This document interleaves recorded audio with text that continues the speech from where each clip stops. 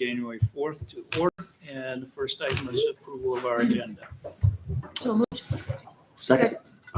Seconded, are there any requests for change? Hearing no amendments, all in favor of approving the agenda is drafted, signify by saying aye. Aye. Those opposed? So next is approval of the consent agenda. So second. Moved and seconded. There's a number of things I should call out, especially for those that aren't reading along with us.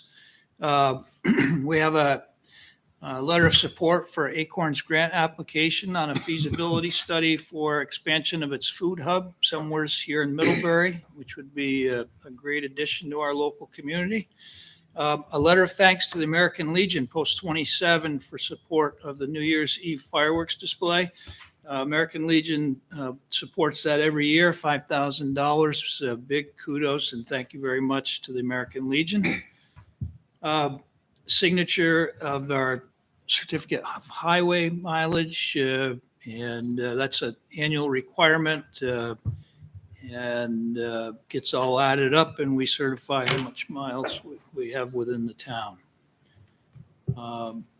And so anything else that somebody would like to call to attention or have questions on?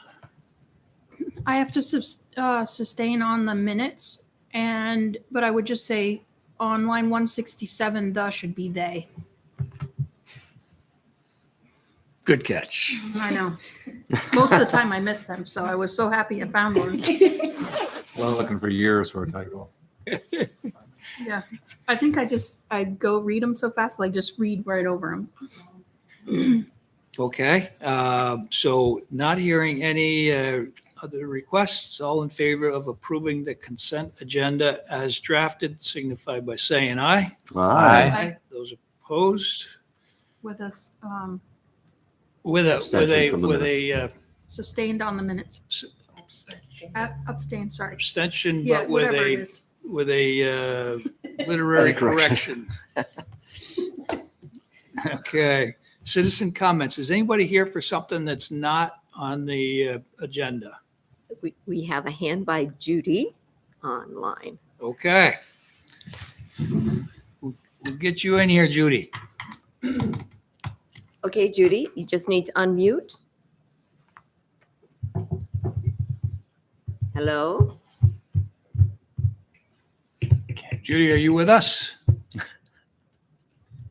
We cannot hear you. Hold on.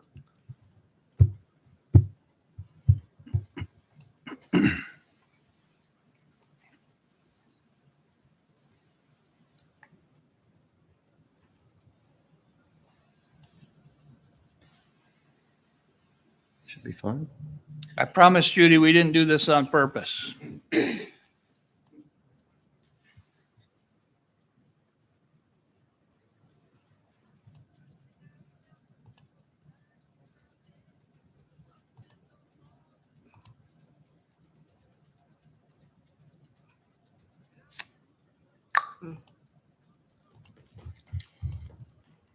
Judy, can you try again?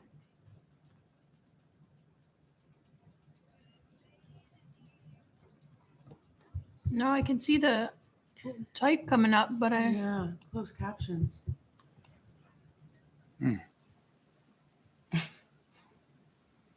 Well, actually, we can see your closed captions. So if you can keep it brief, why don't you go ahead and tell us?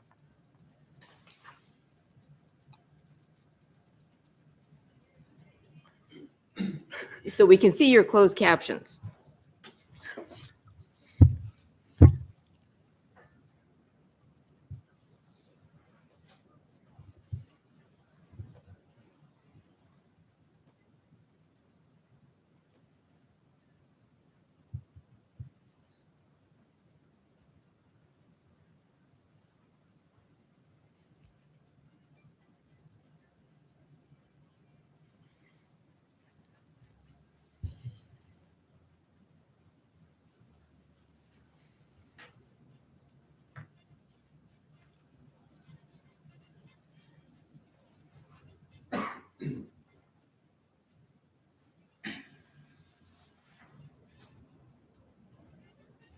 Yes, yes, Judy, we heard that you are working with Bill Kernan to figure out who is responsible for the wells at the airport.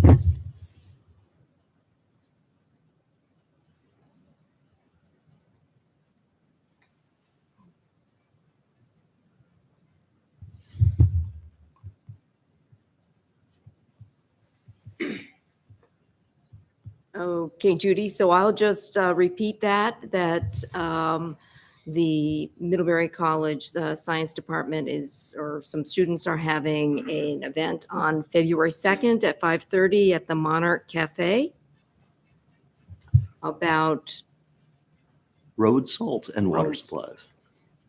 road salt and water supplies.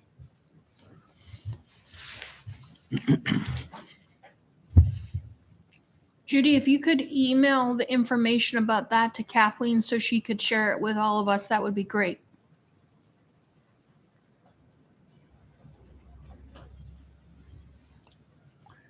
I said if you could share the information about the Middlebury College science meeting on the 2nd with Kathleen so she could share that with us, that would be great.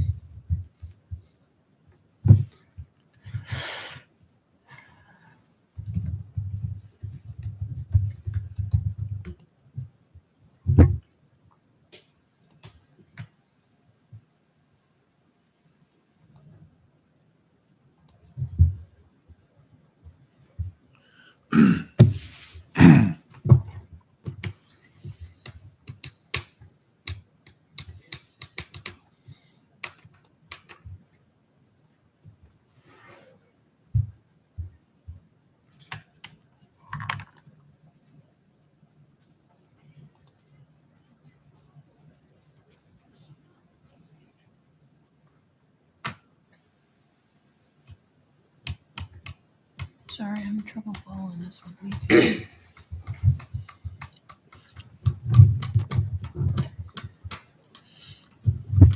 Can you read that question? What about asking Um, transportation? A briefing? The select board?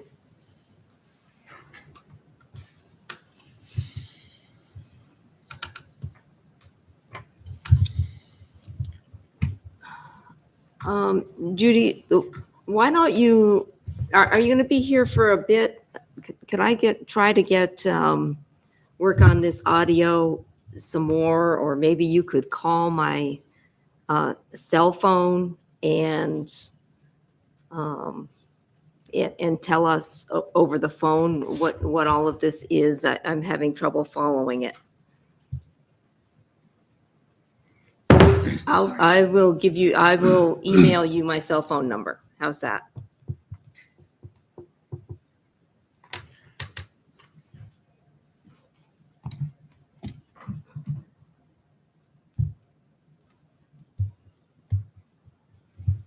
It's so small, I can't read it. Last meeting, whoever I know. indicated that following up on his number. Oh. I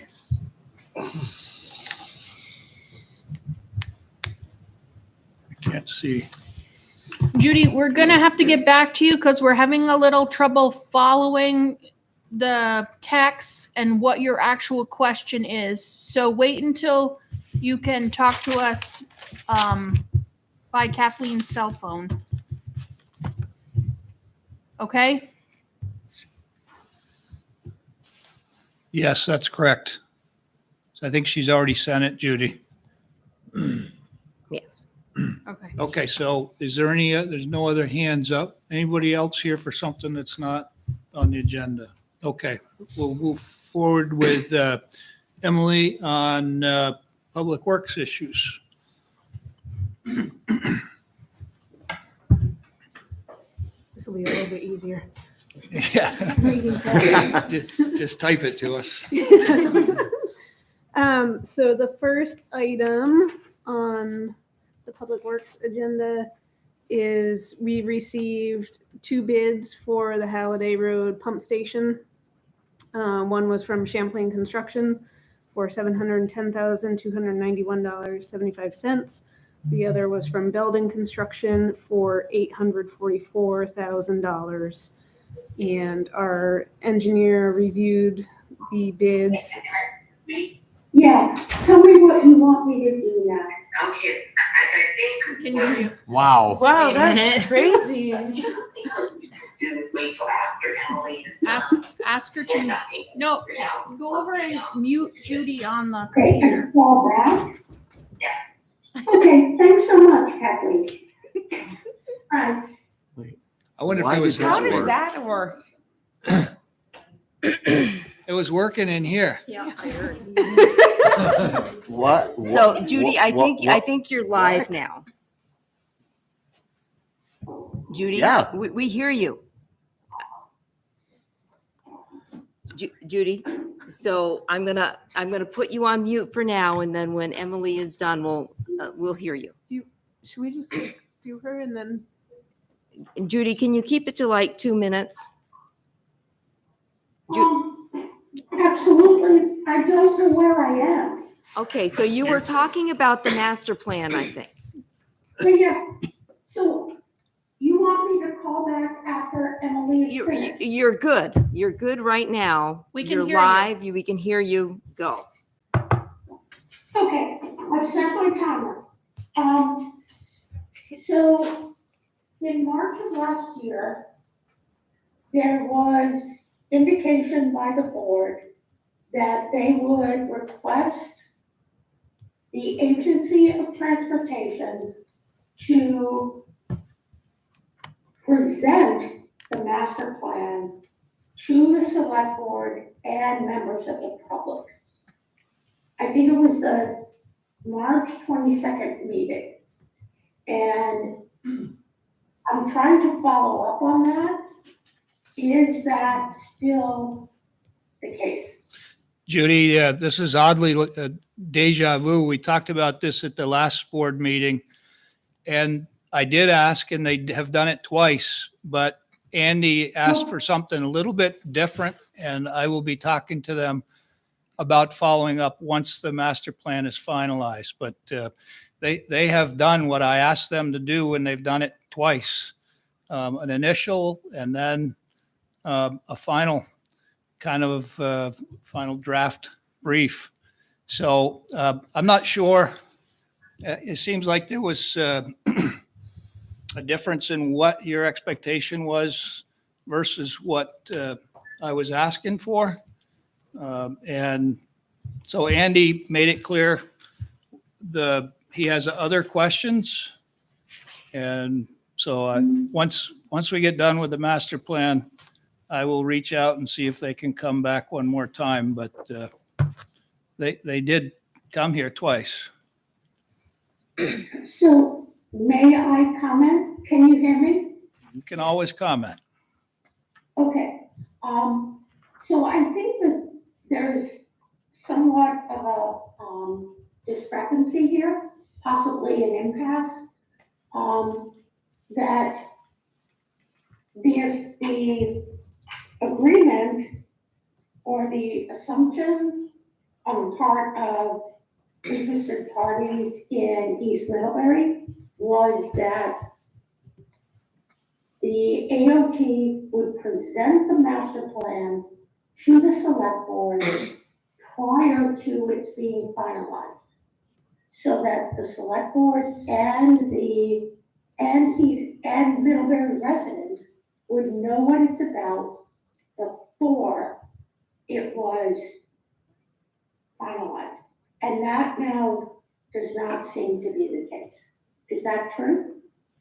How is that? I guess did you come to the last briefing or pull it up and look at it?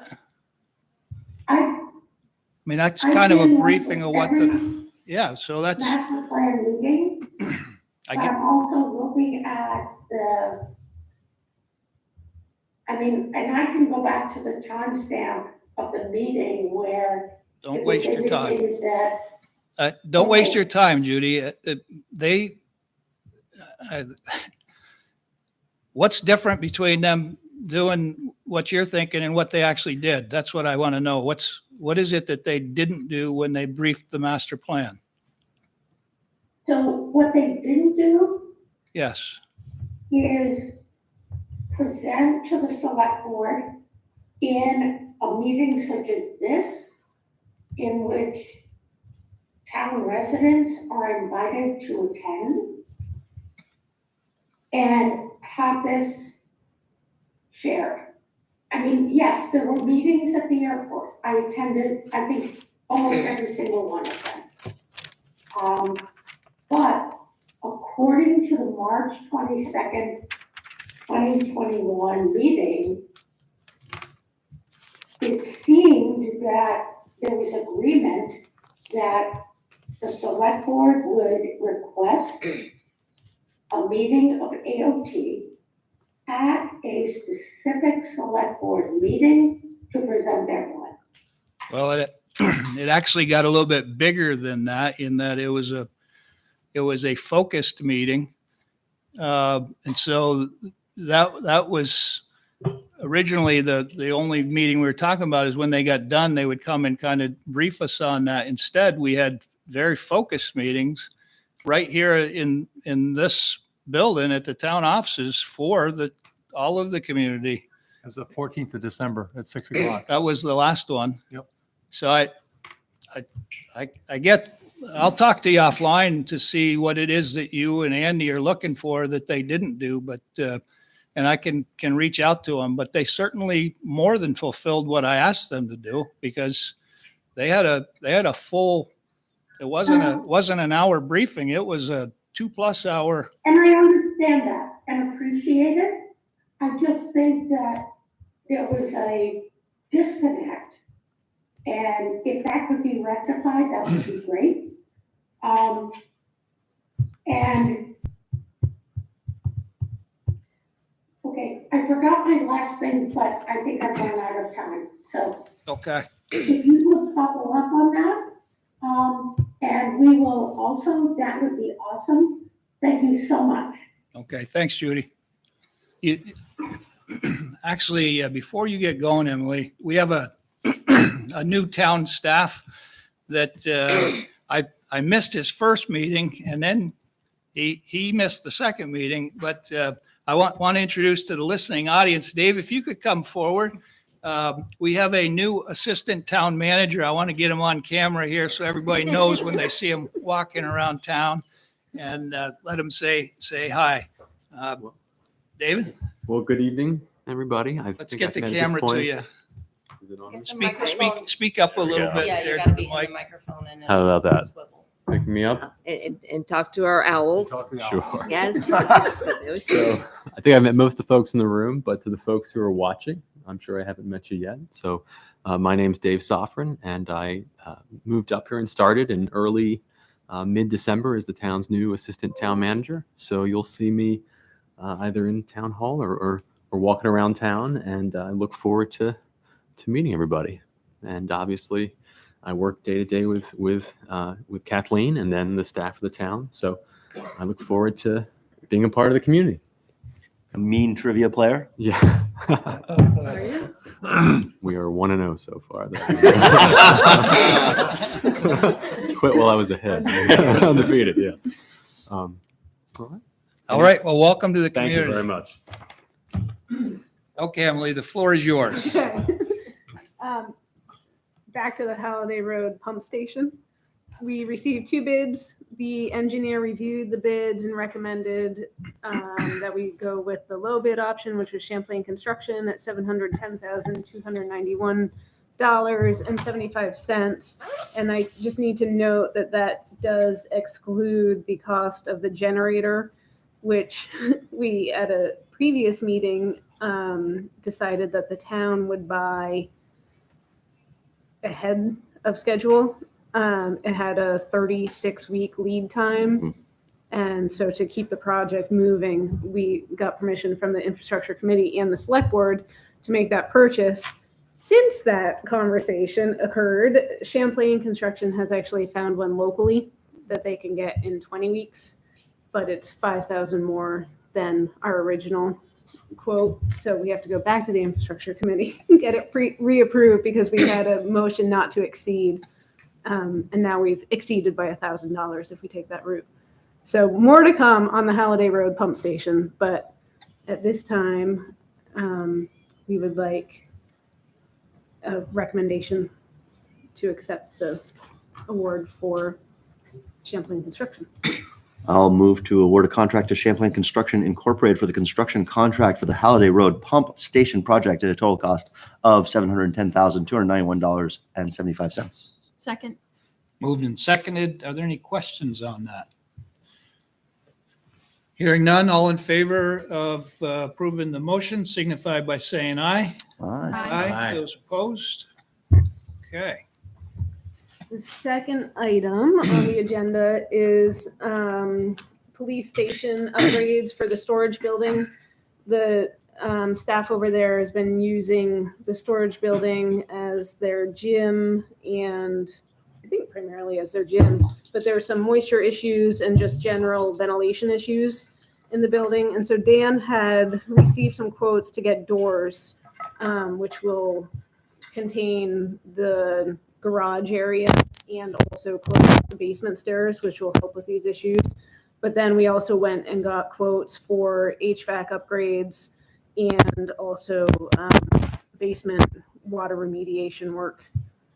And so we have two separate quotes. The first, what order are we in on this sheet? The first one is for Newton Electrical refrigeration, air conditioning, and we received a quote for $46,200 to do the HVAC upgrades. And so we would appreciate if you could award that to Newton Electric. I'll move to award a contract to Newton Electrical Refrigeration Air Conditioning Incorporated for the police station storage building. $1,200. Second. Moved and seconded. Any questions on that? Hearing none, all in favor signify by saying aye. Aye. Aye. Those opposed? Okay, and then the drainage. The drainage, we received a quote from Matt Clark's Northern Basement for $5,402.22.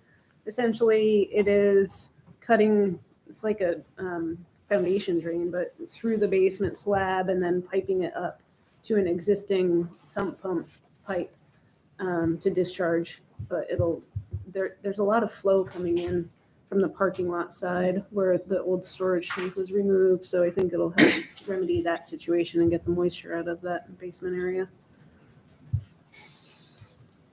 So if you could award. I'll move to award a contract to Northern Basement Systems for the police station storage building, for water abatement at a total cost of $5,402.22. Second. Moved and seconded. Questions on that? Can I just make a quick comment? I don't Please. think you didn't mention it. There is still money left in the original budgeted amount to cover these two contracts and still keep us under the original budget item, right? Correct. And pay for the doors, the two doors. And pay for the two doors. So Will that exhaust it at that point? I think it'll be pretty close, yeah. I 64,000. think, yeah. Might have 50 cents left or Yeah. get a coffee or Inflation, it's something? hard to gauge. Pop. Okay. Any other questions or comments on this motion? All in favor signify by saying aye. Aye. Those opposed? Okay. Next on the agenda, Chipman Hill Water Storage Tank, which I know is an item later in the agenda, but this is a proposal to get some site work done, tree clearing, and build an access road to get into the old reservoir so that we can get a geotech company in there to get some soil boring so we can figure out what we need for foundation material. And so we received a quote from DeBishop Excavating for $21,925, which will include clearing to the limits. We might reduce the limits slightly as well. We're going to reduce the limits as much as we possibly can to keep as much screening tree activity up there as possible. I met Chris Zioli up there the other day to sort of get his eyes on it. So we're keeping that in mind as we're going through this process, but we need to do it during the winter months before the April 1st deadline for bat habitat.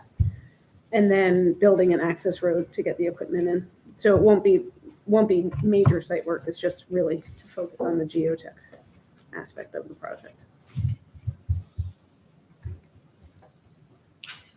So I'll move toward a contract to DeBishop Excavating for access improvements and soil boring relating to the upcoming Chipman Hill Water Storage Tank project at a total cost of $21,925. Second. Moved and seconded. Are there questions or comments on that? Gets that project underway then. Gets the project underway. Yeah, the soil borings we're hoping for April. Sort of depends on weather, but Yeah. as soon as we can get through frost and whatnot. The plans are at the 60% design phase and they're able to keep designing. They'll just have to circle back to get some foundation information. Okay. Hearing no other questions, all in favor signify by saying aye. Aye. Those opposed? Okay. So South Street, we have been working on phase 4 of the South Street project, which we've split into two different phases now. So our proposal is to move forward with doing the water line, relocating it from the west side of South Street to the east side this year. And then that way we'll be able to come back in and do the sewer and stormwater the following year. And so we've had our engineer working just on the water line aspect of it. And we're proposing 12-inch ductile iron main, and the lead time on that, like everything else, is a little bit long these days. I think the last I saw was 20 weeks. I don't know exactly, but and so we were thinking that if we pre-buy the water line as the town, that way when this project goes to bid, we're not waiting that 20 weeks after we get the contract awarded. So if we do wait until after the award, we likely won't be able to construct much this year or any. And so it would allow us to work this coming summer on the project. That said, there were some concerns at the infrastructure committee meeting about if we did buy all of this pipe, it's a lot, 2,000 feet of pipe. So supply laydown yard is a concern. We're working with Middlebury College right now to get a place allocated for that. And I think that's going to work out, but that's definitely first and foremost. And then the big fear is, like, if the project can't go forward for some reason, is the town on the hook for all of this pipe? But we reached out to 2 different local vendors and got quotes from them. And both said that they would have no problem reselling the pipe, nor would the town, because it is in hot demand. The other reason for wanting to pre-purchase is that with all of the ARPA funding, a lot of towns are trying to get these projects out. And we know of another local municipality that's about to put out a bid for 5,000 feet of water line. So if they get in the queue in front of us, our 20 weeks might get astronomically larger. So we're hoping to expedite it slightly for that. But we received 2 different quotes, the 203, 204,000, and then 227,000, or that's sort of the range that we're looking at for all of the pipe. It doesn't include the fittings, but the fittings don't have the backlog that we're seeing with pipes right now. Questions? I just appreciate how much work you went into this to keep us on top of this and keep us on track. Thank you. 12 inches. $100 a foot. Oh, yeah. Okay, so it goes. $100 a foot. It's supposed to last 100 years. Okay. Questions? If not, Water. pleasure of the board. Can I make a motion? Yes, please. I move to authorize Public Works Department to pre-purchase the pipe materials associated with the upcoming 2023 summer South Street water project. Second. Any questions or comments? Hearing none, all in favor signify by saying aye. Aye. Those opposed? I do think it's, there's some things that I'm seeing in our area of the economy that are, the lead times are getting less. But I got to believe things like the water pipe, any of these municipal infrastructure type materials, they're going to be in hot demand. And that's, I think, wise for us to buy some of those things ahead of time so they don't delay our projects. We have to have those projects done. Right. We have a timeline to get that stuff done. Exactly. This component of it is ARPA funded, and that's what all these municipalities Yeah. are using right now. So it's the same. Yeah, if we were in residential Same construction, I think, John, lumber prices have come down quite a bit, haven't they? They have, but they're probably easing up a little bit into the spring, but still much less of a dark cloud than it was a year and a half ago. Yeah, On the water pipe, I can tell you from our experience, you're exactly right. The delays are there. If you can get the pipe, get the pipe. yeah. It's the new toilet paper. Just hoard it all. Yeah. Okay, you have some other updates that I'm sure we'd love to hear. So back to South Street again, project update. Originally, it was supposed to go out to bid this week on Monday. And we had some delays in getting all of this information put together. So the engineer is now proposing February 3rd, which would still allow them to have it assessed by March 3rd. But we've changed our infrastructure committee meeting based on this. So we might have to review that one. Our goal was to get it in front of the select board for approval March 14th. But we might be at the next meeting for select board for an award, or hopefully we can change our infrastructure committee meeting. Is that enough time though, Kathleen, if we do a meeting third infrastructure to Tuesday? Okay. So South Street, we're very close to putting it out to bid. Bakery Lane, we just got the 60% phase plans, and it was a bit shocking what we saw for costs on that one. We had just sort of as a placeholder been carrying $350,000, and the cost estimate came in at $944,771. So, and a lot of that is over 50% in wastewater. But we did add some components to the wastewater piece of it, and just with everything, it's really expensive. So we need to think about, kind of circle back and figure out how we're using our funding for the next few years. One proposal that I made at infrastructure committee was to just go heavy on engineering for a little while, so that we have a lot of shovel-ready projects, so that when funding does become available, we're ready for it. And we do have some cushion in our capital fund, but I think we need to play around with numbers a little bit more than what Not we $600,000. Yeah, not that much cushion. So we are still working on an easement for Bakery Lane. We've added a wet well that will utilize a couple of parking spaces that are currently go with the Haymaker Bun building owned by Kim Smith.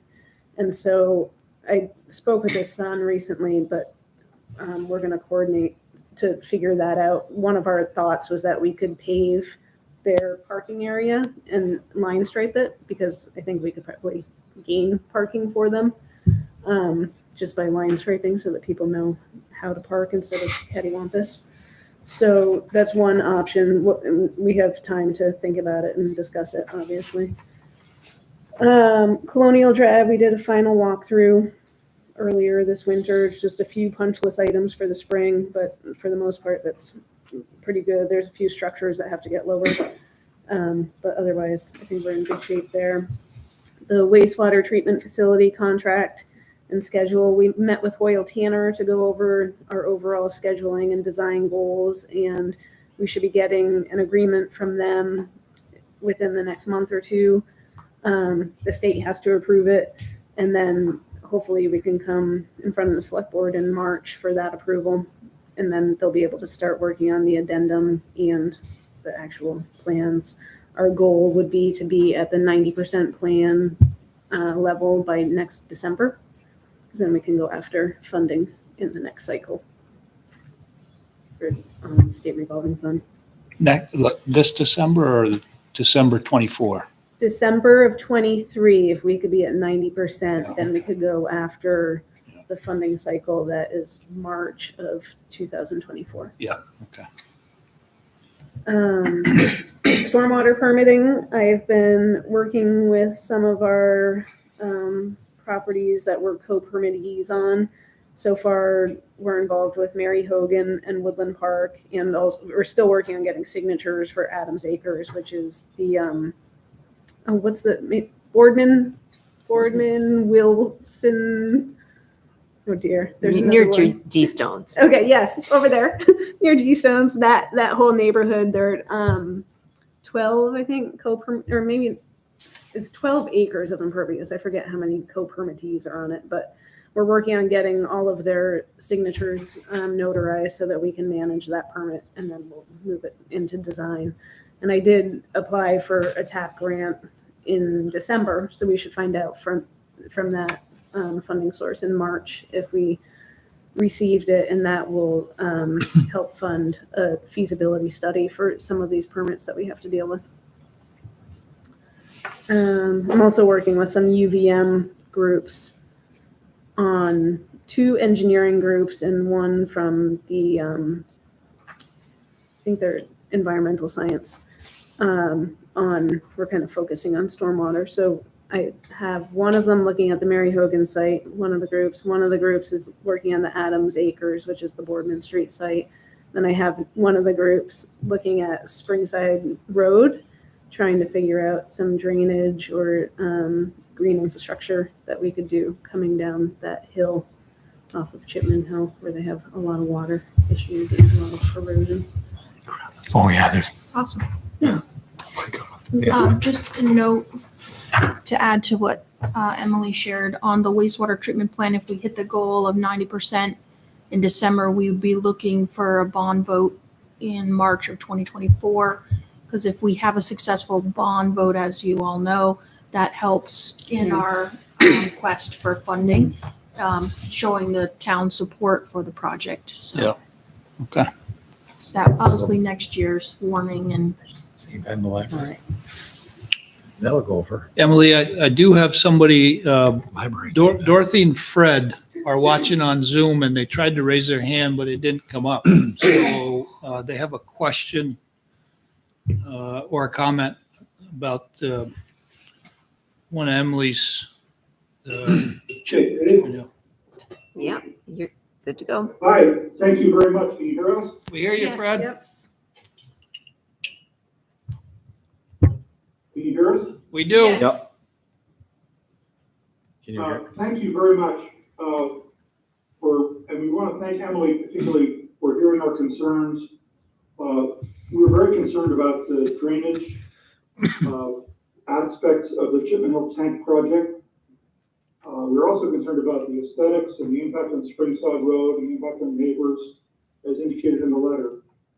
But the most important thing is that presently all the drainage from the tank overflows and under drains goes to the east.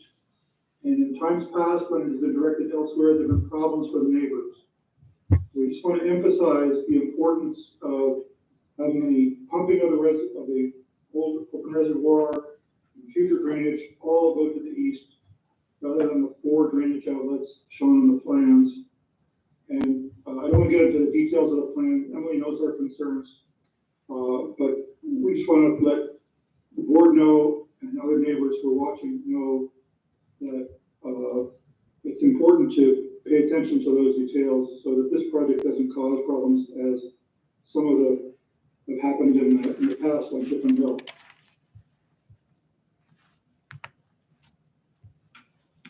Duly noted. Duly noted. We've Okay. been emailing and we've talked on the phone also, so I am very aware of his concerns and I think they're valid. As I mentioned to him this morning, one of the aspects that the geotech engineers will be looking at is the groundwater. And at that time, they'll make the assessment. Right now, we're just at the 60% plan, so Yeah. still a lot of room for change at this point. Okay. Thanks, Fred. Hope you're enjoying sailing down there. We got enough snow for skiing though, if you want to come visit. Anything else, Emily? No, unless Anything else from the board? Questions of Emily? Thank you very much. you're welcome.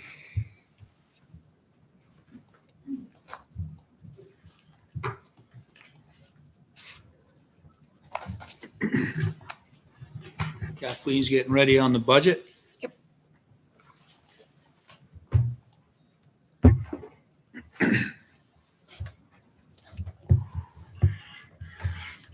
Only thing I'm organized with. I don't look at it.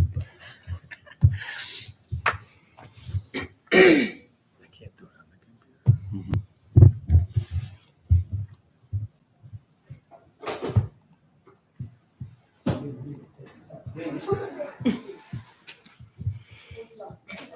Okay, so last time we talked about some revenue enhancement options, and the budget before you tonight incorporates all of those changes,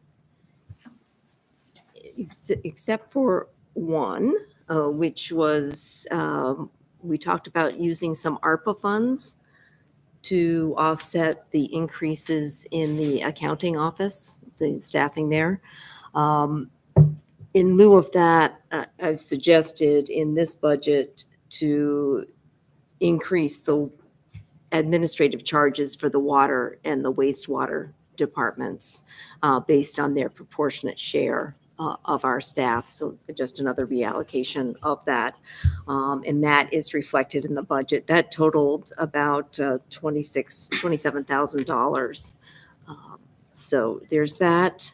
And then this budget, the budget as presented also based on advice from council separates out the transfer from the Cross Street Bridge Fund to a separate article. It doesn't change what the bottom line is for the tax rate if the transfer is approved as proposed. That transfer to the water accounts, to the enterprise funds, that's for services provided by city staff, town staff. Okay. Exactly. We allocate the Public Works Planning Director's time, the Director of Public Works Operations and his assistant's time, and our accounting staff time. Okay. And also two minor expenditure adjustments, one being the Addison County Regional Planning Commission annual assessment was reduced by $329. And the county tax assessment was finalized for a reduction of $5,196. So with all of that, the tax rate estimate based on no growth in the grand list, which is also a conservative estimate that we use for our planning purposes, would be 84.75 cents, or an increase of 4.51 cents over the current year. Happy to answer any questions you have, and there are copies of the proposed budget here. Go ahead. So in the years past, as we were planning Washington Street and Court Street water main projects, part of those budgets and planning included funds from the Cross Street Bridge. or from that local option tax, which I don't know how we ended on all that, but I don't think we took the money that we originally said we might. We have not. Okay, so when we present the budget town meeting, can we include that as? I'll include a full breakdown of what we have and our outstanding allocations. Yeah, I guess I would just really like to emphasize that even though the voters have authorized that money to come out before, we've been so successful with grant funding that we haven't pulled that money out, so that it's not, I want to make it clear that we're not repeatedly pulling that out. Yeah.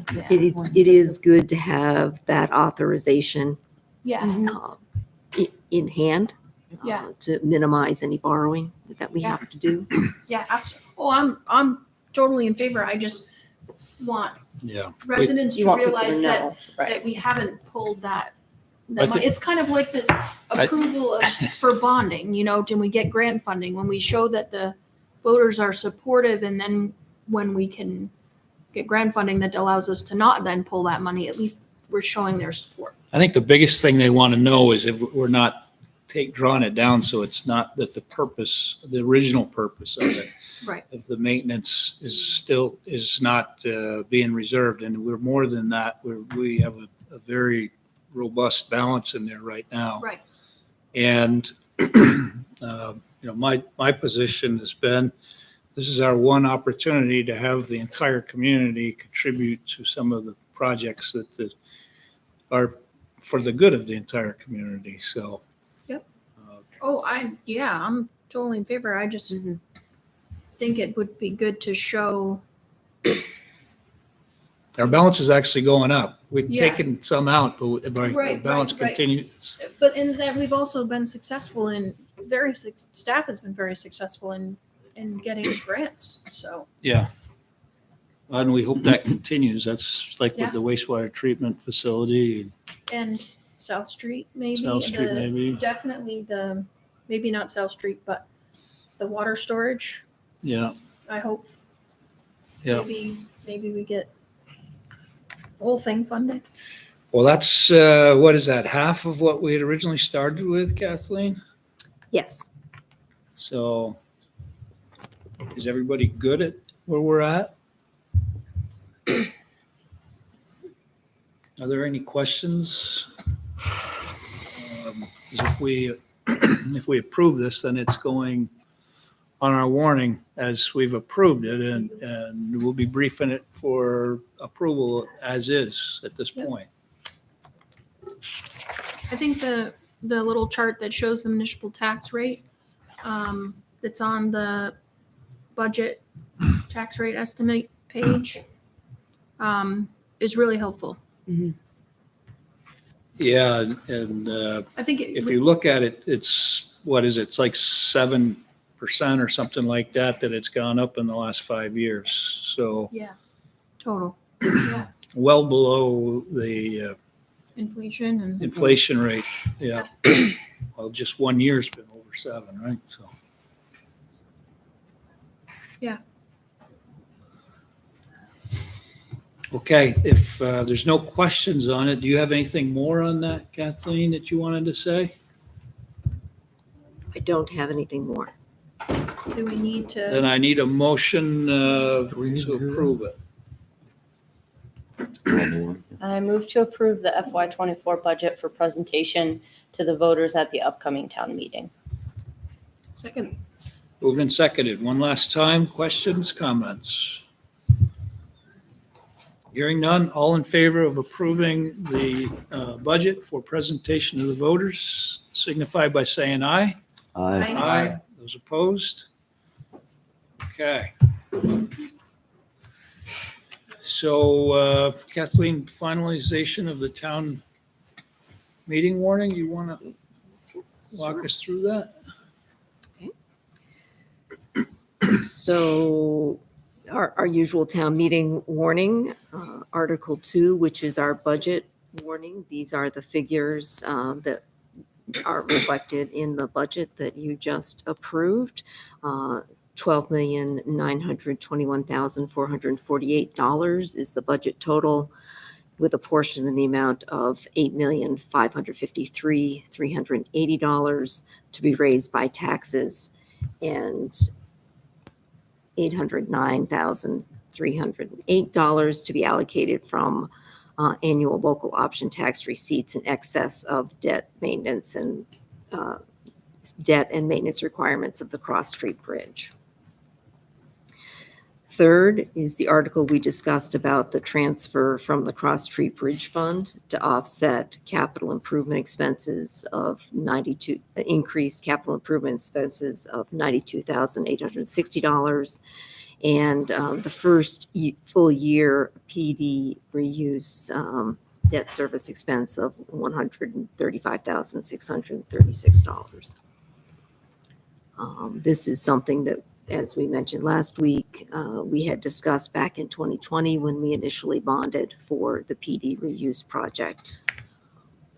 And to note that the PD project from 2003 will be paid off in FY25, and that amount is $90,000. So I'm seeing that we could basically reduce the amount coming from the Cross Street Bridge by that amount at that time as that's paid off.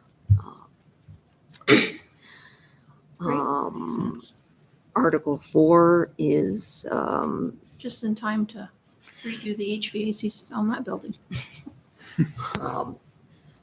Article 4 is We're going to take that up in executive session and we'll come out. And so we're not actually going to be able to approve this. We're going to run through it here, but we're going to come back after executive session and finalize the warning based upon whether we approve Article 4 or not.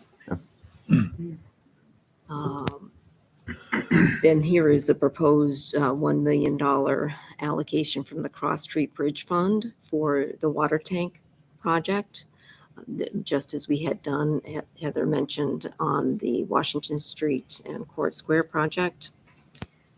Article 6, proposing 2 tax collection dates. Article 7, any other business to be done, where we will be presenting information about the bond vote and the charter change. People will be providing introductions for candidates for office, and any other presentations will be done under this article. Then Article 8 is the bond for the water tank, $3.5 million. Article 9 is the charter change as warned for the treasurer position, making that an appointed rather than an elected position. And finally, the election of town officers by charter.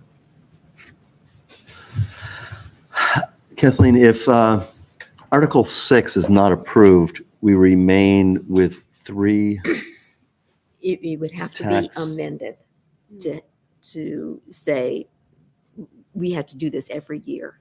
Okay, So Gotcha. if you wanted to do 3, it would have to be amended on the floor. but so right now, the only option is to approve 2. Approve or amend, it'll be done. Okay. So if you wanted to Town meeting. change this Yeah. before it goes to press, you could do that, or you could amend it on the floor of town meeting, or the voters could amend it Okay. on the floor of town meeting. We're gonna have a presentation about that too, though, and include the information that the accounting office provided to us, right? Right. Yeah. And it did get into the Addison Independent. John made sure that got in after that meeting when we discussed it. Okay. Okay, so we'll circle back to this after our executive session. We'll come out of executive session and finalize. One thing I glossed over in the introduction is that we are proposing an in-person town meeting Mhm. at the Middlebury Union High School auditorium, and voting at the Recreation Center. on Tuesday, March 7th. This is not hybrid. People who wish to participate need to be at the high school.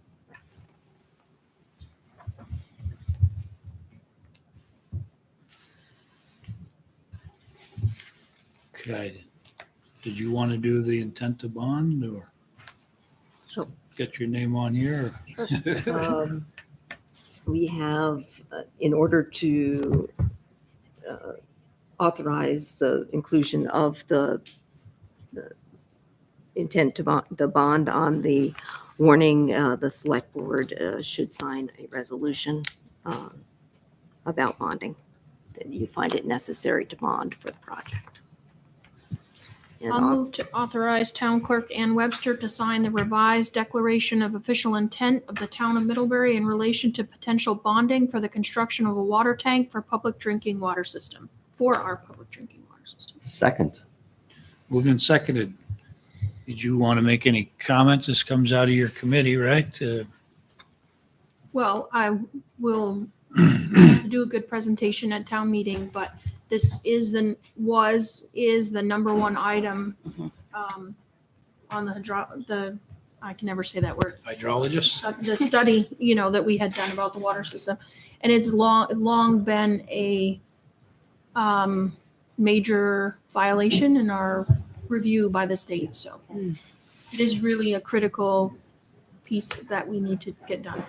And Emily has done a nice trifold brochure for information, and also started work on the presentation itself for town meeting.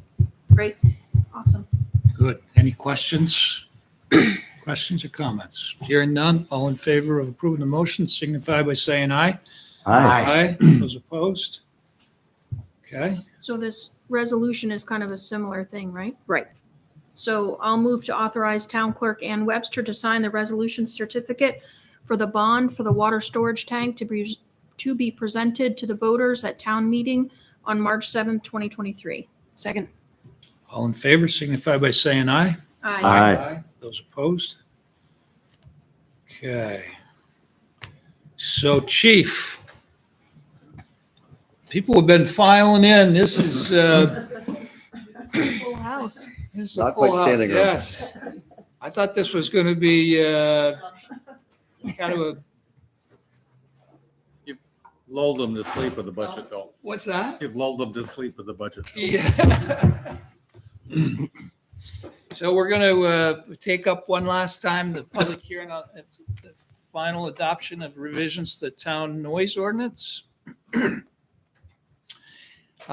board is conducting a public hearing to take questions and comments from the Middlebury community regarding a proposed change to the noise ordinance pertaining to quiet hours. If you have a question or comment, please raise your hand if you are in the room, and when recognized, come up to the table in front up here.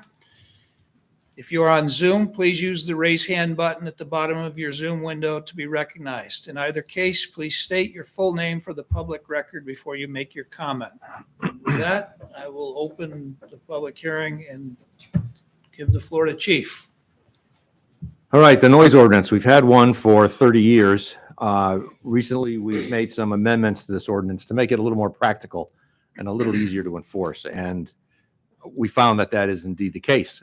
It streamlines a lot of things. We don't have to go through all these extra steps. Essentially what it has, it creates two quiet hours. Weekdays, it's 10 p.m. to 7 a.m. Weekends, 11 p.m. to 7 a.m.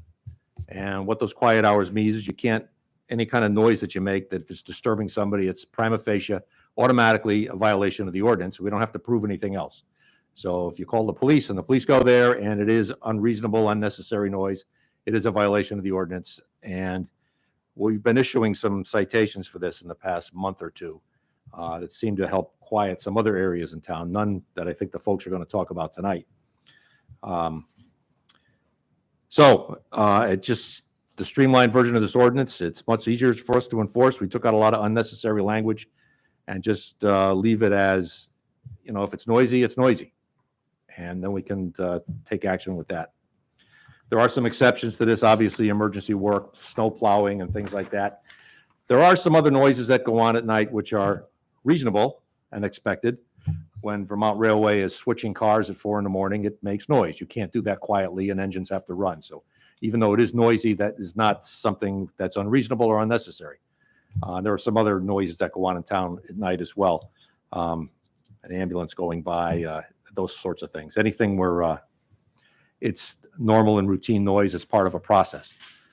What is not reasonable and what is unnecessary is the kind of social noise that really was the crux of this ordinance in the first place. And that's what this ordinance is intended to deal with and help control and bring those responsible that do that. Okay. Can you Are there, Oh, sorry. go ahead. I was just going to ask, can you explain what a waiver fine is? Yeah, when you get the ticket, Yeah.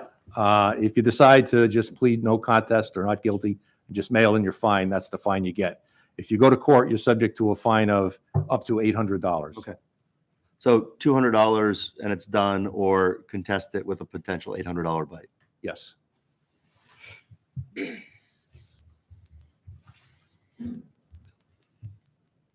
question about that. Is that the only punishment they would receive? Because Yes. $200 to college students, they'll just pay it. You're right, but it seems to work when we've done it. Because when we've issued these tickets, we haven't had repeats at these other houses. Maybe different people in these houses. Are those college houses?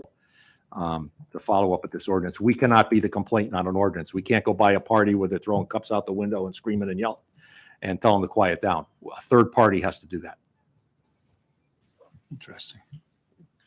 Kathy. So I recently moved next door to a college house. I had lived out on I'm sorry to interrupt. I'm sorry. So Would you state your name? So my name's Kathy Bowe. I lived on Happy Valley Road. I moved to Springside Drive. I now live next to 13 Washington Street Extension, which was the old Sunshine Daycare Center, and now the football team lives next to me. I love kids. I mean, I have 2 kids. As you know, I'm very sympathetic to them. I've gone over, I said hello. A couple times this fall, I went over and said, guys, like, it's 12:30 on a Sunday night, and you're doing your football chant, right? They gather the arms around each other, and they did this humongous chant at 12:30, and it wakes us up out of a sound sleep, like, and then we can't go back to sleep. Like, can you guys just not do that outside in the driveway? They have 12 people living in the house, 12 cars, and they invite over 4 or 5 people. So now there's almost 20 people there, right? Last weekend was out of control. So I went over, again, without calling any of you, I went over and I said, guys, that was totally unacceptable. The music, the trash, the broken bottles, my yard, you're just throwing, there's food in my yard, there's paper in my yard, there's beer cans. They said, oh, we cleaned it all up. Yeah, you did at 1 o'clock the next morning. But at 9 o'clock, I'm cleaning it up, right? And then when I went over and talked to them, they're polite. They're very polite young men. There's no question about that. And they're sympathetic. And then when I left there, after complaining, I went across my neighbor's yard to go to the corner. And I picked up a broken beer bottle, a liquor bottle, and a beer can after they had cleaned up, right? They have no clue. They have no clue what it means to live next door to them. 12 people with 12 cars in what's supposed to be a residential neighborhood. And they said, we were monitoring the music. We didn't think it was loud. I was like, you gotta be kidding me. Like in September and October, I was running my air conditioner and closing my windows because every Sunday night they'd have 6 to 10 people over. They already have 12 people that live there. And they do the football chant, they play cornhole. I mean, it's not bad things, right? It's not things you would think are bad people. But you don't want to live next to that at 12:30 in the morning. And I'm honestly thinking about the house I bought a year and a half ago. I got to sell this house. I can't live there because I cannot deal with Friday, Saturday, Sunday night, every weekend. And when I went over to them the other night and I said to them the other day, this is unacceptable. They said, it's the first party we've had all year. They did not feel they'd ever had a party before. And they'd have 20, 25 kids over there, the entire football team. Sunday night, 12:30 in the morning, playing cornhole, screaming obscenities at each other, okay? Cars coming and going. They don't think that's a party. I think that's a party, right? And so I really feel like, 11 o'clock on a Sunday night, I work. My partner works, my neighbors work. And it's really been appalling to me because I think they're probably well-raised, nice kids, and they have no clue. And so we just got to dial back the hours, and I never called the police. I didn't want to do that.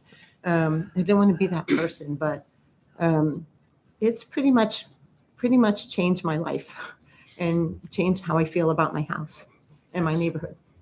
And I think a lot of my neighbors feel that way. Some of them, unfortunately, are screened by trees or my house or whatever. But for the 4 or 5 of us that are dealing with it, it's horrible.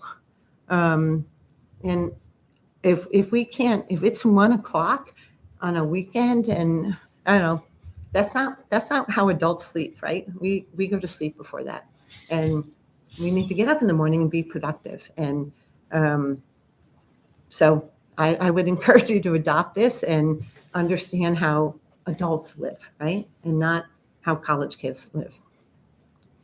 We're familiar with that house. We've been working with another John on that particular house. And I think we've at least made a big first step with this change, this amendment. But we also need to make sure that people who are being impacted, like yourself, Kathy, you need to make that call to chief. And they're professionals, and they don't go in there to string them up, but they go in there to educate them. And now we'll have an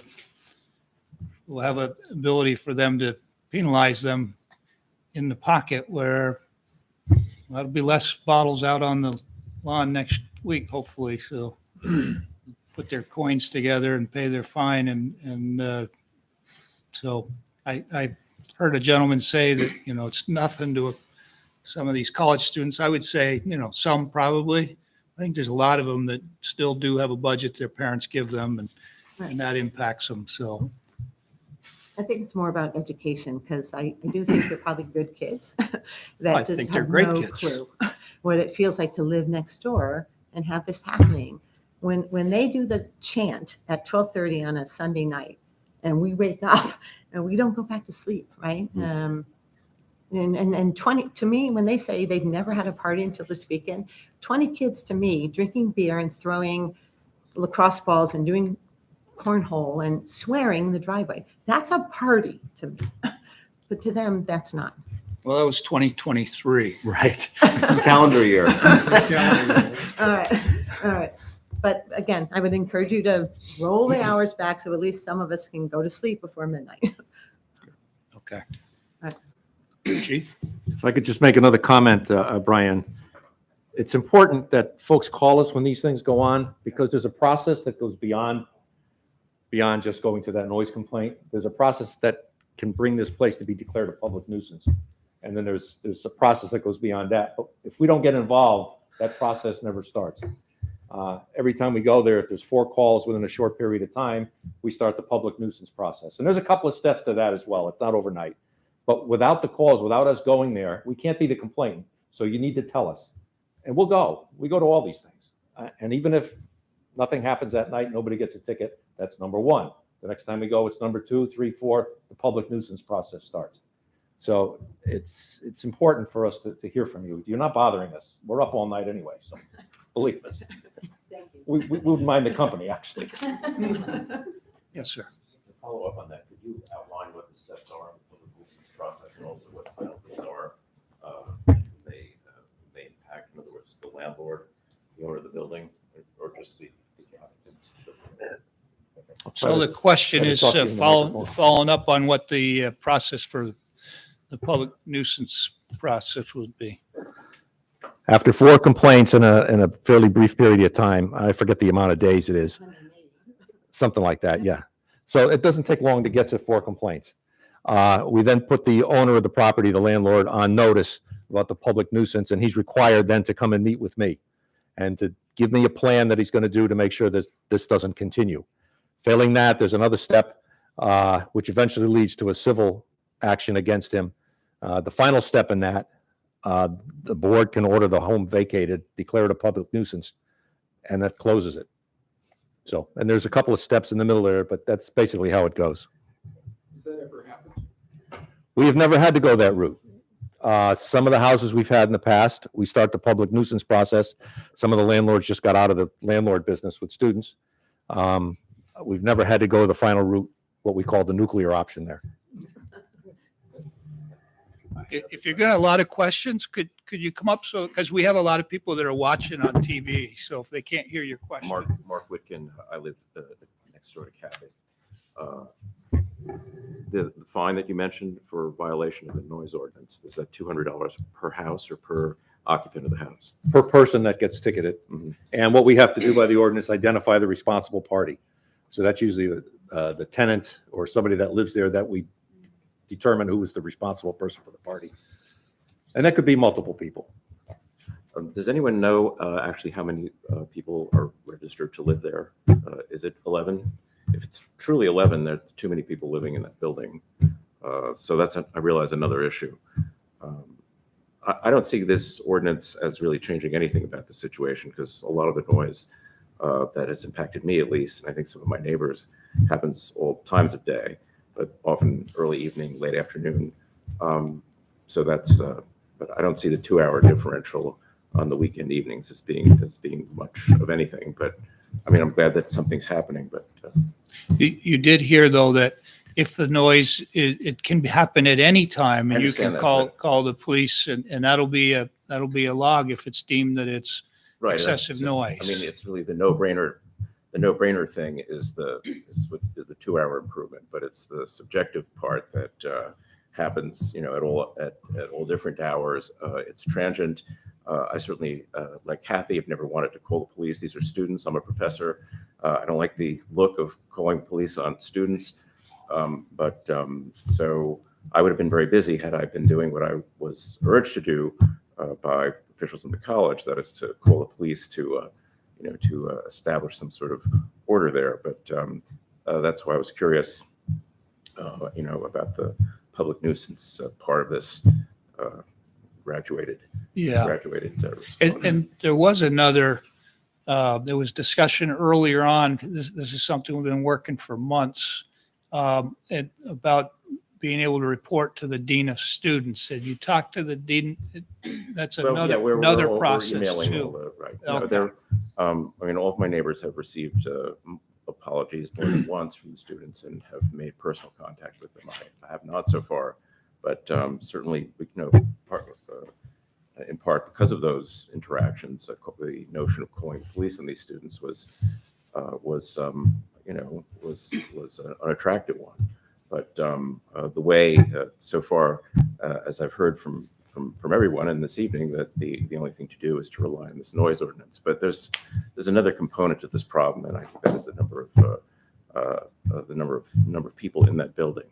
I don't think there's too many people living there. Too many cars, a dozen cars in the lot. It's something's not right there. Yeah. Okay. The owl froze. The owl froze? Where? Oh.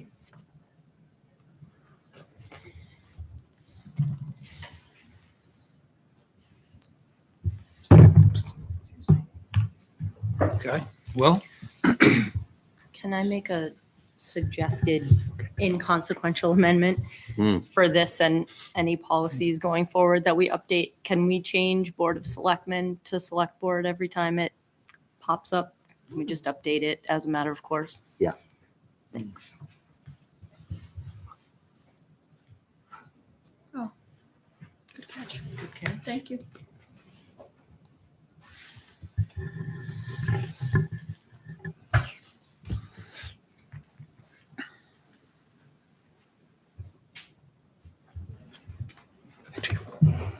Good evening. My name is Matthew Curran, an employee of Middlebury College, here on behalf of Middlebury College.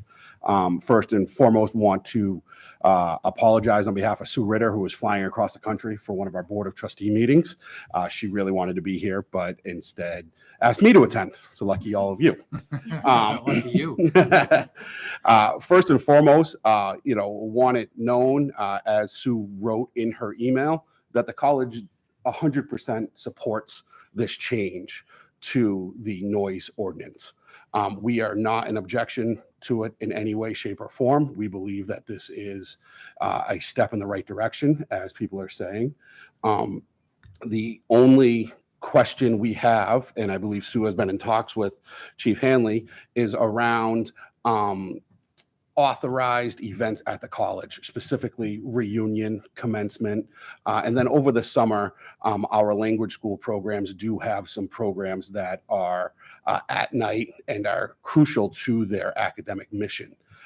So it's really making sure we find a way to work with Chief Hanley in the police department here to make sure that those events can occur without penalty, with notice, and obviously whatever restrictions need to be in place to make sure that they are done the proper way. Chief? And my suggestion was that we should have something like we do with the liquor licenses at the college, a blanket permit. We have other entertainment venues in town that are not social house type things that do have legitimate programmed events. The Town Hall Theater is one, the Memorial Sports Center, Middlebury New Filmmakers Festival, that are regulated events. They have never been a nuisance and never been a problem. At least we've never heard of any complaints about things going on. The Town Hall Theater, sometimes their shows go beyond 10 o'clock, depending on what kind of show it is. I know they did a New Year's Eve thing that ran pretty late. But their concern is, will we have to shut down our performances?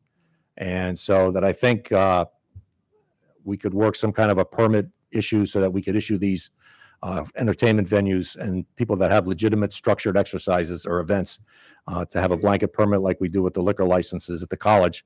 I don't know if you remember, but years ago, every time they had a wine and cheese social, they were coming in with a liquor license for us to sign. After about 150 of those a year, we decided to just go with blanket licenses.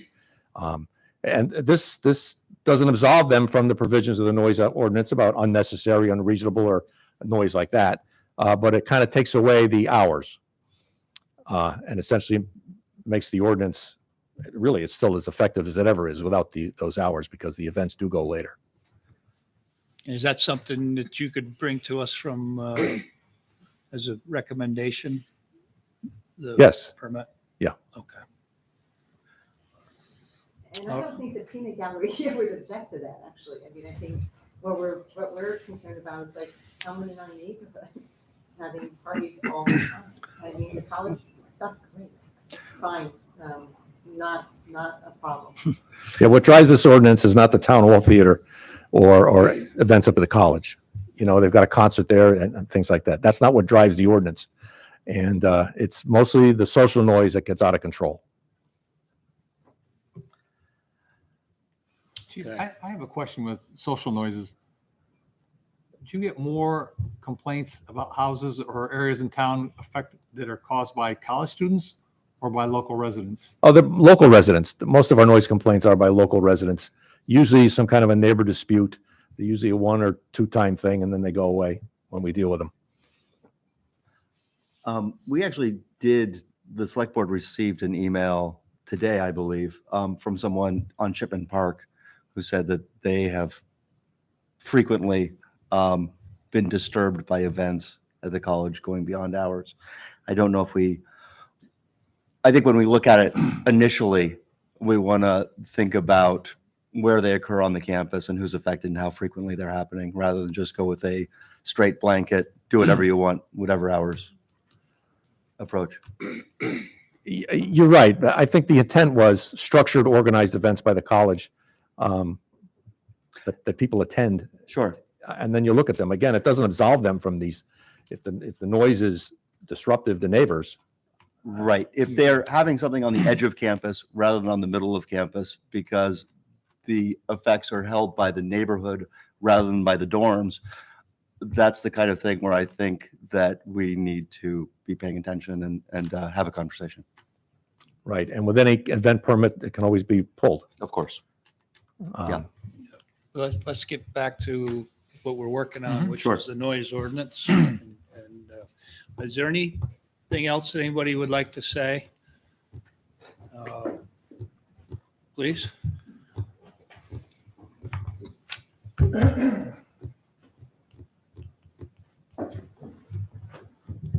you, Eli. My name's Eli Madden. I've been a resident of Middlebury since I was 10. When my mom and I first moved here, she was a single mom working her way through college after ditching her deadbeat husband.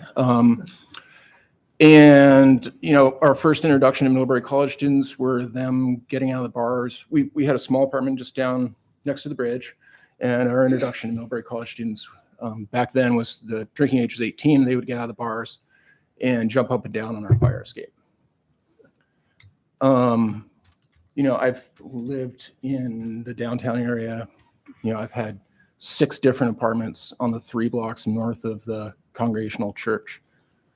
I've also, you know, lived in other towns, including Burlington. It's been my experience that Middlebury College students get away with anything they want. Noise is not tolerated in Burlington like it is here. You know, if you keep an eye on the college paper, there's very often editorials from some of the students being mad at the other students trashing the place. Apparently there's a dorm up there that's just trashed on a regular basis. There's no consequences. I don't think that these are good kids. I think that they know that there's no consequences. I don't think the $200 is going to do much, but I can understand how, when it was a criminal statute, that it was harder to enforce because then their big lawyers come in, and our small town doesn't have the resources to fight those big lawyers. I think that is largely the, you know, what I've experienced in my life is that we locals are treated very differently than the college students by the law enforcement in Middlebury. They, you know, like I said, college students just do anything they want. And, you know, in my 20s, if we were driving around town, you know, anytime after midnight, you could just expect to be followed. There's probably legitimate reasons for that sometimes. But I don't think that the college students get treated that way at all. I don't see college students getting DUIs in the paper. I don't see college students getting busted for underage drinking. You know, if locals had parties like the students do, you know, we would have cops rolling in, checking IDs, staying there until everybody left. You know, when I was living downtown, I had to call the police on a very regular basis to get the party houses shut down. I found that it could take up to 2 hours from my first call to when they would finally shut up. You know, it would take multiple calls. I too was told to call the dean. Called the dean. They said, "Oh yeah, just let us know." Nothing ever happened. You know, they don't care. They're just protecting their sacred little students so that they don't get their life messed up. You know, this is, you know, there's all this talk about systemic injustice and things like that. You know, some local kid gets busted with a bag of weed in their pocket at one of these parties, and then they don't get financial aid. You know, they're disqualified for federal financial aid, and then they don't go to college. And then you know, their life starts going down the wrong path. That doesn't happen to these college students because they're privileged and, you know, they've got protection, all these lawyers. So, so let's see, I already covered the, you know, how long it would take, you know, up to 2 hours from first call. You know, like I said, you know, living in Burlington, I never saw just the blatant disrespect that these students do. Even now, you know, I can afford to have a place, you know, out on Foot Street instead of downtown. You know, a couple months ago, it was like reunion weekend or something like that. And there's a house on Seminary Street Extension with a bunch of college students in it. And I was driving into town at, you know, 9 o'clock at night, and there's a whole crowd of them standing in the middle of the road holding beers, gathered around a car. And, you know, eventually I honked and they kind of got out of the way. When I came back through later, coming back home, yeah, you know, there's still obviously stuff going there. If locals are doing that, they'd be being investigated for underage drinking. So, yeah, that's basically my lifelong perspective as a resident of Middlebury. Thank you.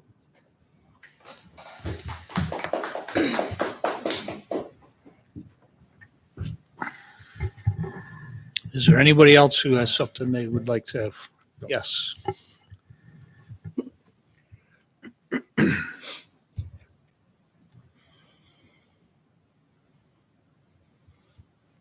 Good evening. I'm Jean Stone, and I am the Director of the Addison County Restorative Justice Services. Our focus is on helping folks who cause harm to the community to take responsibility, accountability, and make repairs for that harm. We've been working with the chief to create some programs to work with some of these young people who are causing harm to their neighbors. We've assembled community teams to take these referrals and have begun to take them. Part of that process is trained volunteers and with our case manager would meet with these referrals. The young people would have to really talk about and think about the harm that they're causing and the impact to the people. Part of restorative justice, the first step is to reach out to the people who are being impacted by the actions of others. Capture their voice, however they want to do that, and bring that forward into the process so that these folks, whether they're young people, it doesn't matter. Lots of people, even up in age, sometimes disturb the peace. There's an impact for their actions, and during this process they have to create a contract that says they will take steps to repair this harm and they will not do this again. If it comes through again, the police have the right not to send us a referral. They have the right to take steps that they would take. I'm really hopeful that some of these folks will learn from the impact, really from understanding just what they are doing to people's schedules, to their lives, to their quality in the community. These programs do work. They have been funded by the Department of Corrections as well as the court diversion programs that are well proven in this state. And so I'm really hoping that we can continue to grow this program. And we will be reaching out to folks when we do get a referral to capture your voice, and please call us back and tell us how it's impacted you, because that's really part of the process. And I'd be happy to take questions from folks, or We I just appreciate wanted you to your know efforts. We were here Yeah. and we're I trying know. to help people understand that they are impacting other people and they need to make it right because they're part of the community. Yeah. So Good, thank you. I served on restorative justice boards in Central Vermont Did you? before I moved here, but we mostly got court referrals. So we can It do was direct? pre-charge from the local courts. This would be in lieu of fines or prior to? On a first time, Okay. yeah, we will, I've talked with Gene and we arranged something. Yeah. And the fine is held in abeyance. Okay. For them to finish the program. If they don't finish the program. Yeah. they There's get hit with the also fine. They a have to- program fee. When it works, it's amazing. I am And such a fan of restorative So they're justice. not getting out of it because they have to pay the program fee. Sure. And they're, in addition, making repairs, doing this contract and talking to community members about making it right. This program was implemented at Castleton University pretty recently, and I think what I appreciated most about it was, one, the accountability of young people so early within their careers, right? Who are, doing things that people do in college, but also like the restoration of the relationship. So there was no longer tension at Castleton town meetings where, the university had to continue to send representatives on behalf of students, right? Students were then showing up at meetings. And I think that's what I really appreciated about this. And I think they also trained some of the residential advisors on campus to do roommate mediations. So those things didn't blow up to be bigger things and take them out to parties and blow up outside of the dorm room. So again, I appreciate your work. We also have a conflict assistance program where if there's landlord tenant, neighbor to neighbor, they can give us a call. We have trained mediators that can help to do a restorative process and come to a resolution. We're not lawyers. We don't, we're mediators, and we try to help folks understand that there's an impact that they have, whether it's positive or negative. So hopefully people will take steps to not do that again. Okay, well, thank you. So much. Is there anything else anybody would like to say that's vastly different? I don't think it's going to move us forward by just piling on. I think we've got the word here. If there's not, then I'm going to call the public hearing closed and refer to the select board for deliberation. What's your desire, board? Move the motion. I move to approve the proposed amendments to the ordinance for the regulation of noise. Second. Oh. That was me. You got it. Okay. Are there any last comments from the board? We've wrestled with this a long time, and I think we've come up with a very reasonable solution. Chief, thanks for sticking with us on this. And John, who started this, I hope this meets your expectations, and hopefully we can move forward. So with that, all in favor from the board, signify by saying aye. Aye. Those opposed? All right. Thank you, Mr. Chief. Chairman, may I John? make one very short comment? Yes. Ending here.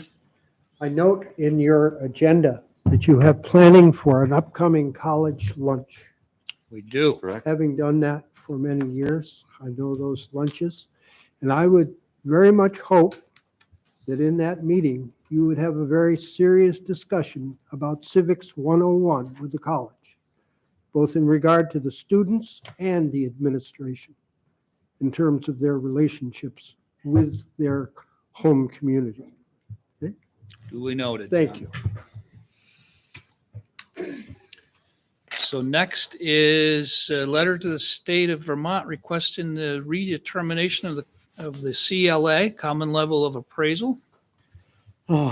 Kathleen? As we discussed last time, we believe that there may be an opportunity for an adjustment in our CLA. And this is simply a request to work with the state on that. I just had a quick question. How long it had been when we did the reappraisal in 2019? It had been like 12. Yes. 12 Yes. years. It was like 2005, I 2006. realized that COVID happened and rates and everything, but it just seems a little ridiculous to have to reappraise in such a Yeah. short amount of time. It's totally ridiculous, and yet that's how Act 68 was written. Act 60 was written. Are other towns in the state Oh, yes. experiencing? Okay. Two-thirds of them or bet. something Two-thirds. are out of compliance at this point. It's I read the minutes, under. but I just felt like I still just. So are they responding to these requests of like, of being, or is this a new thing? So we don't really know. This is a new thing. Okay. Yeah. All right. Well, let's try it. Yeah. But I guess I just. Do we all sign No, here? I guess Yeah. if it doesn't work, I want to figure out what we need to do to put some more teeth behind it. And there is some initiative at the state level in the legislature having to do with Okay. the CLA and the number of people that have been fallen into the category. Okay, next is reviewing the agenda for the town college February lunch. First, as far as attendance at it, I think next up was Andy. Oh, no. So,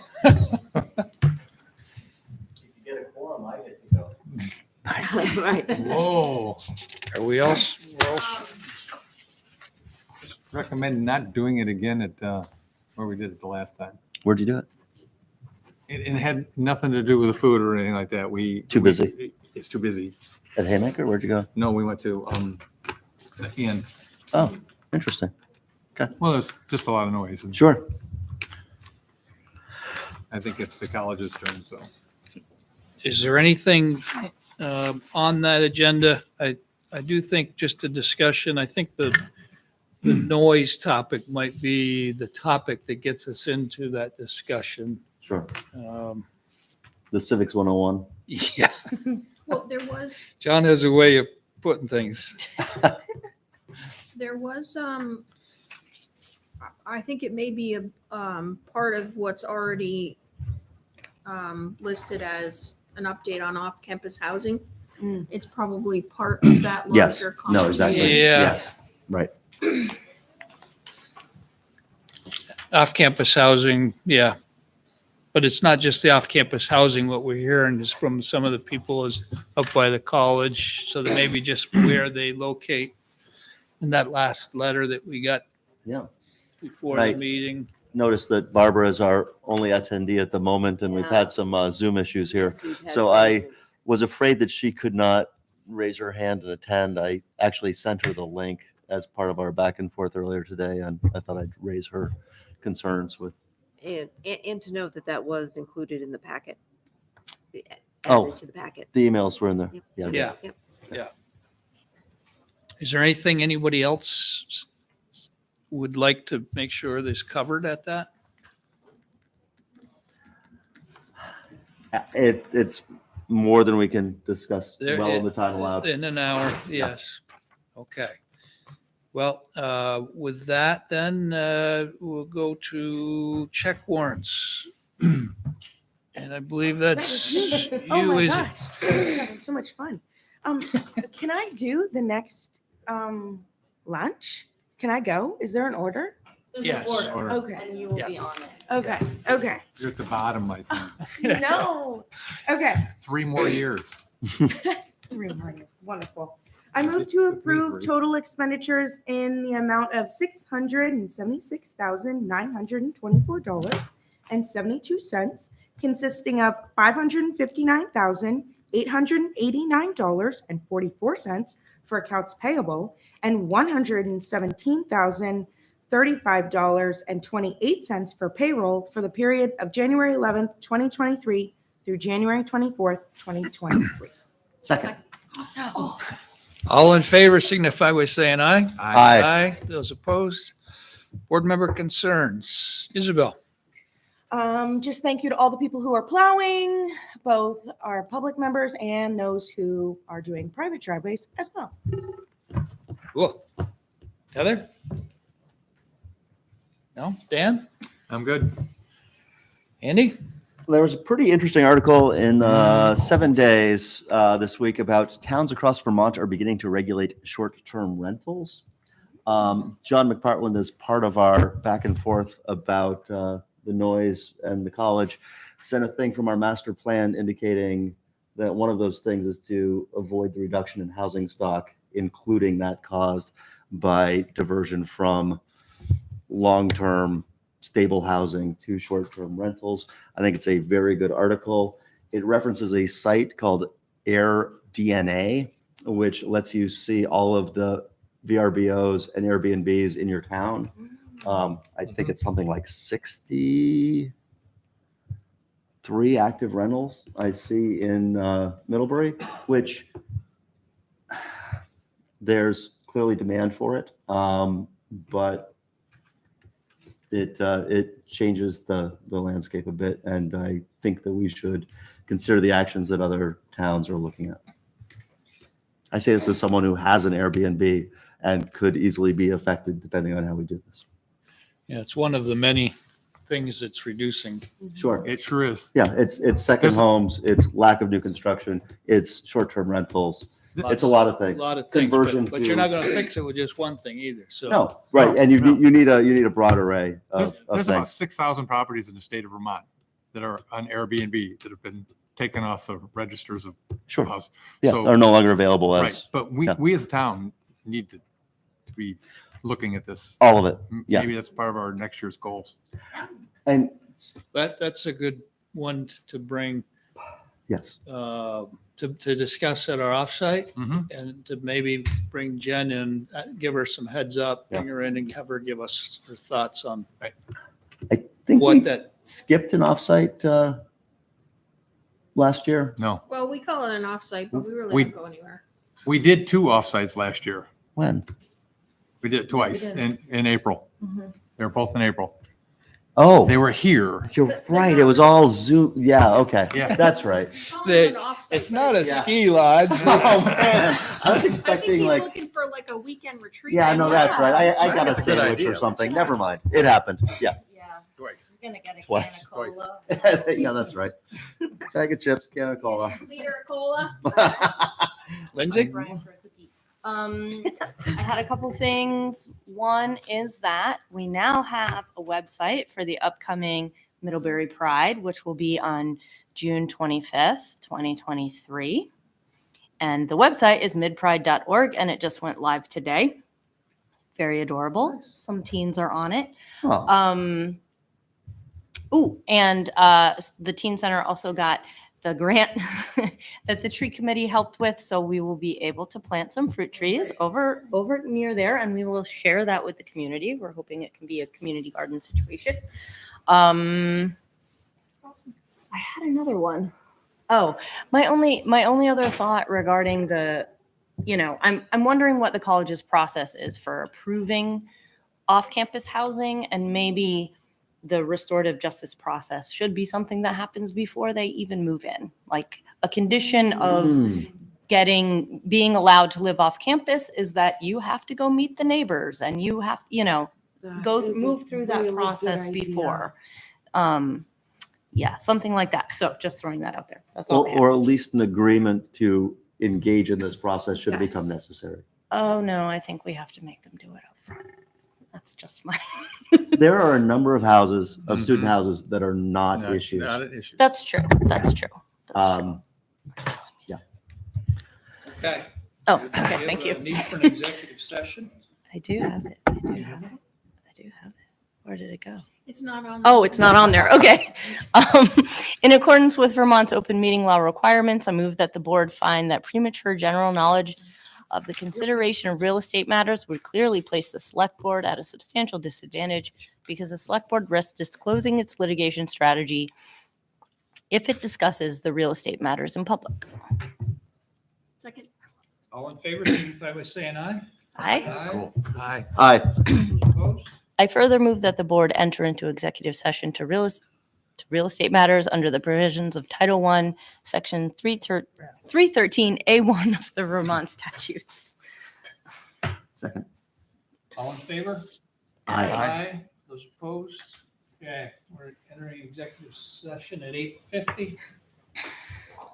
Stop recording. If it is recording.